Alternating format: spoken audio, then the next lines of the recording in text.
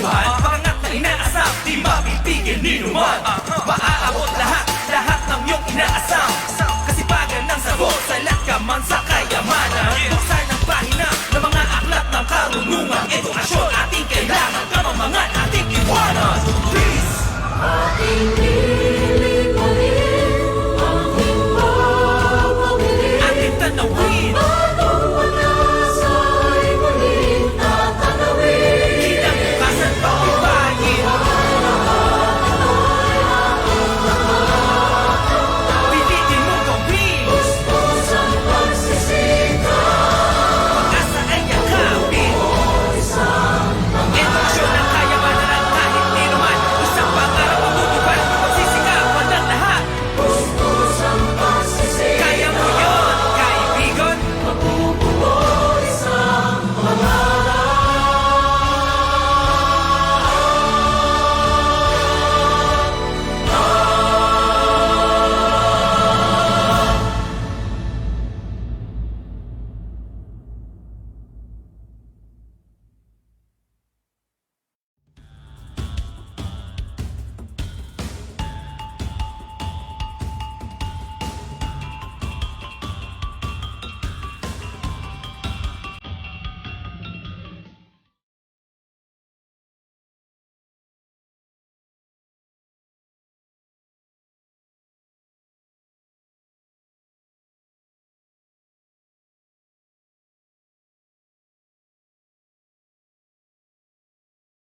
To the teachers, master teachers, teacher broadcasters, school heads, RPMS focals, and to every participant, I welcome all of you to the national release of the Results-Based Performance Management System, Philippine Professional Standard for Teachers, or RPMS PPST, for school year 2021-2022 orientation videos.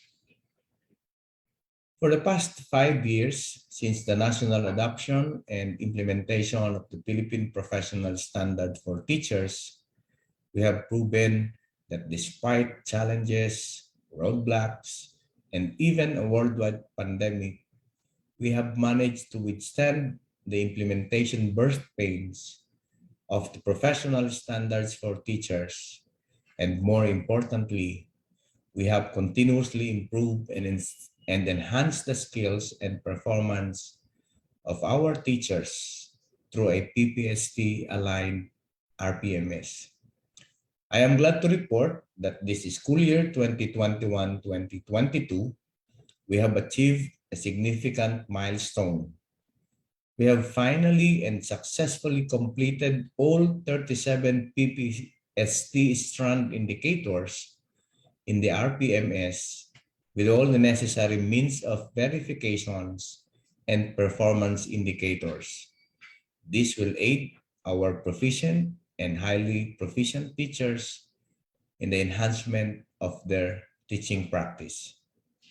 Furthermore, we are one step closer to our goal to enhance the system and process for the career progression of teachers using the 37 indicators of the PPST. And through the alignment of RPMS to the PPST, we enhance the determination and enhancement of teacher performance and quality.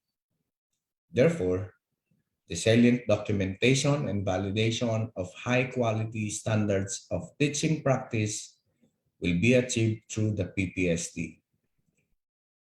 So I invite all teachers and RPMS focals to watch the RPMS PPST orientation series in order for you to be guided in the implementation of the RPMS for the remainder of the year. For this school year, there will be 3 orientation videos discussing 3 topics: an overview of key features of RPMS PPST Year 3 is a comprehensive discussion on the indicators and MOVs for proficient and highly proficient teachers and teachers broadcasters, and a topic on support materials and frequently asked questions. DepEd will release one episode per day in the next 3 days to tackle the features of DepEd Memorandum Number 4, Series of 2022, or the implementation of the RPMS PPST for teachers for school year 2021-2022. These materials represent a journey 5 years in the making. To the teachers, I would like to say that we have finally made it. We have finally laid down all the necessary tools and mechanisms that will help all of you, whether you are in the confines of a classroom, in the platforms behind the camera, or in the fields traversed through a two-way radio. These are all in line with the values of the department in adopting a learner-centered and teacher-centered philosophy in the development of its policies, systems, and programs. In the same light, the Office of the Undersecretary for Human Resource and Organizational Development, along with the offices under the office, has always been there to ensure that employees and teachers have favorable working conditions, clear terms of employment, and greater opportunities towards career movement, professional growth, and the eventual financial stability for high-performing and deserving teachers. I would like to take this opportunity to thank our staunch supporters, partners, the Philippine Normal University, the Research Center for Teacher Quality, or the PNU RCTQ, our RPMS PPST TWG, and all the field RPMS focals and experts who gave their best in the development of the RPMS tools and materials since the beginning of our journey. Once again, welcome to the RPMS PPST Orientation Series. Salamat at mabuhay po tayong lahat.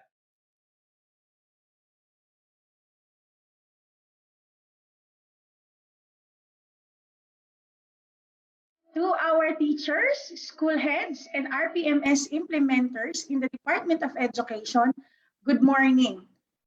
These resource videos are intended to reinforce your understanding about the RPMS PPST for school year 2021-2022. As mentioned, the resource videos will be divided into 3 episodes. And for our first episode, I will walk you through the PPST-based RPMS through the years. Moving on to our topic today. So this will be an overview of the RPMS PPST tools, including our timeline, which will be divided into 3 topics and objectives. So the first part of my presentation will be an explanation to discuss with you PPST through the years linked with feature progression, including its key feature. It will be followed by an overview discussion about the RPMS tools for proficient and highly proficient teachers. And the last part will be devoted into the timeline or the RPMS cycle for this school year. So moving on with our topic. So, the downloading and integration of 37 PPST indicators in the RPMS of teachers is originally slated for 3 years. This is to provide sufficient time for teachers to understand the performance indicators that is aligned with the Philippine Professional Standards for Teachers. Kindly take note that the distinct context and challenges were considered in the selection of indicators for each year. That is why this is divided into 3 years of implementation. So specifically, for this school year 2021-2022, teachers shall be able to complete all the 37 PPST indicators translated into performance indicators. Kindly take note that the year 3 indicators are really not new.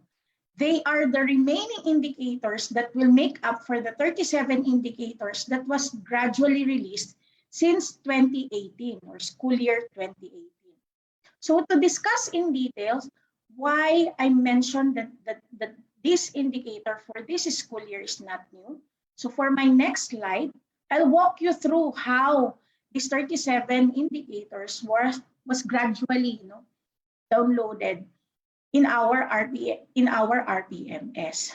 So if you can see, okay, so for school year 2018-2019 and school year 2019-2020, so there are 12 indicators highlighted in green. And for school year 2020-2021 highlighted in orange, those are the PPST indicators that is included. And for school year 2021-2022, yan po yung natitira po nating indicators to complete the 37 indicators. But to mention po and just to emphasize that there are indicators within the 37 indicators that was repeated across year 1, year 2, and year 3. So yan po yung mapapansin nyo po with a single asterisk. And there are indicators as well that was repeated po across year 1 and year 2. So yan po yung makikita nyo po na indicators with double asterisk. So moving on with our discussion. So why there is a need to actually complete the 37 PPST indicators in our RPMS. This is to ensure that indeed po, the department is very serious in our commitment to uphold teacher quality in schools and improve learning outcomes. At the same time, teacher performance will be assessed based on only what they do, what they are expected to do as a teacher as defined in the PPST. Further, we need to have a complete picture of the teacher performance as an input to professional development intervention, as we intend to prepare our teachers for the implementation of the new system of career progression for teachers and what we call competency-based reclassification process. If you are able to watch our series of explanation about career progression for teachers, this will be a sort of like review. But for those who missed that episode, in the next slide, you will see there will be like 3 requirements once we implemented the career progression for teachers, or what we call the competency-based reclassification for teachers. One is that teachers should meet the CSC-approved qualification standards per position. Second, there is a requirement of PPST-based performance requirements. And then the last one is that teacher will still undergo a PPST-based selection process. So for purposes of our topic today, we will zoom in into item number 2, which is the PPST-based performance requirements. That is why po we need to complete the 37 indicators. So for this one, if you can see, each position, each teacher position requires the achievement of a specific PPST indicators demonstrated in teachers' performance. And it will be measured through the IPCRL. Thus, necessitates the completion of the 37 indicators in PPST. Okay, so moving forward, yan. So we will now go through the key features of DepEd Memorandum 4 Series of 2022. So under this memorandum, it provides guidance, supplementary guidelines for the implementation of RPMS PPST specifically for this school year, which discusses about and specify the RPMS cycle for school year 2021-2022, lay down the performance objectives, performance indicators, and means of verification for proficient and highly proficient teachers and teacher broadcasters. Included also are the guidelines for the RPMS alternative classroom observation given our context in the new normal and employment of learning delivery modalities. Further, included also in this DepEd memorandum are the RPMS tools such as classroom observation tool, self-assessment tool, and teacher reflection form, including the Rater Approving Authority Matrix for teachers and teacher broadcasters. So kindly take note that the performance objectives, performance indicators, including MOVs and tools, will be discussed in the succeeding episode.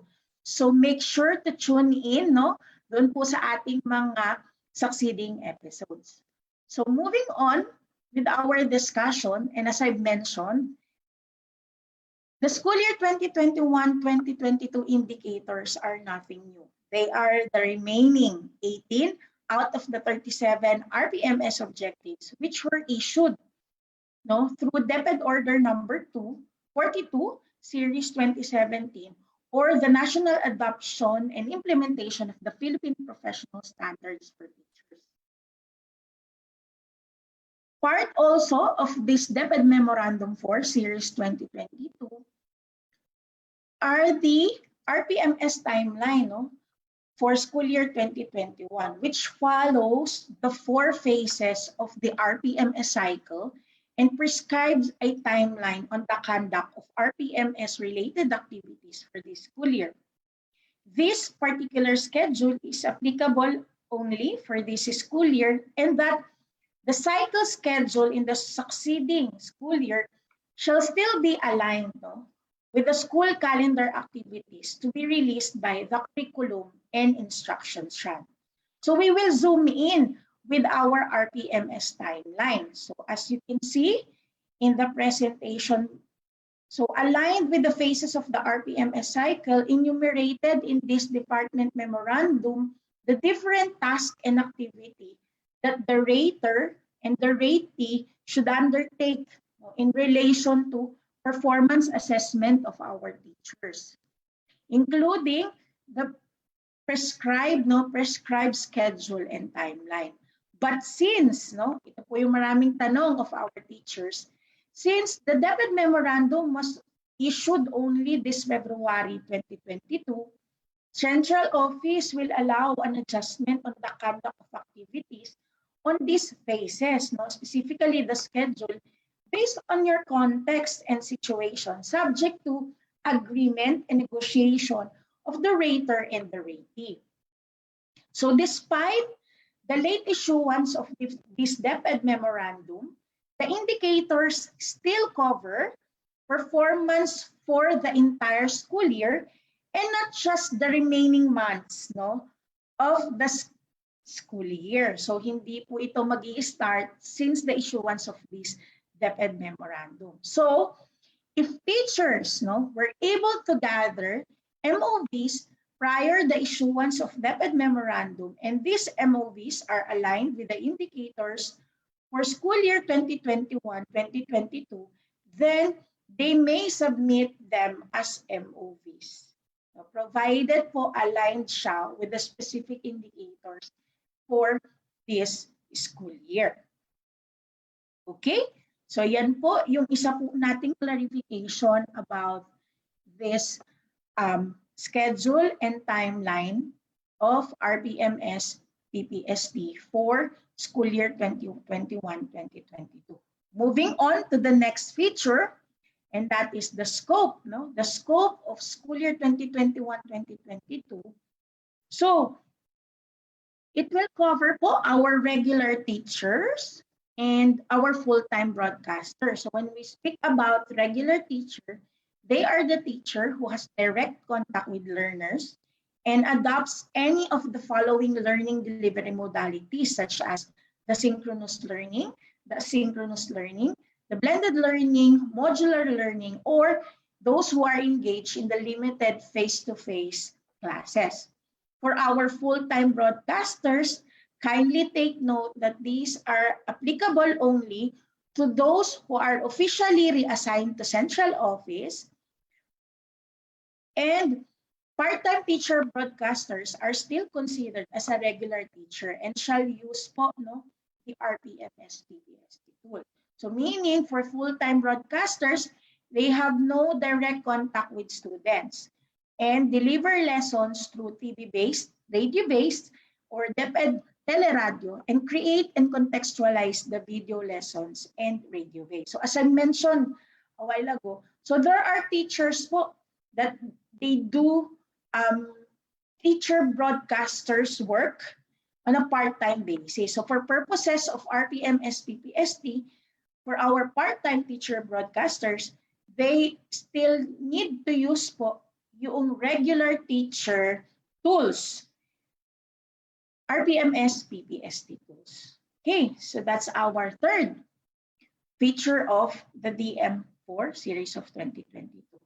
So moving on with our discussion, allow me to present to you the summary of the indicators for proficient teachers. So yan po, as you can see in the slide. So this cover po yung remaining indicators po natin, and this is applicable for both regular teacher and then the full-time teacher broadcaster. Now, let's move to the highly proficient teacher naman po. So for highly proficient teachers, yan po yung summary of our indicators for both regular teacher and the full-time teacher broadcaster for highly proficient teachers. Okay. So I'm giving you time to actually see, yung summary of these indicators. Okay. Now, my question is, are you ready to dive into the RPMS-PPST indicators?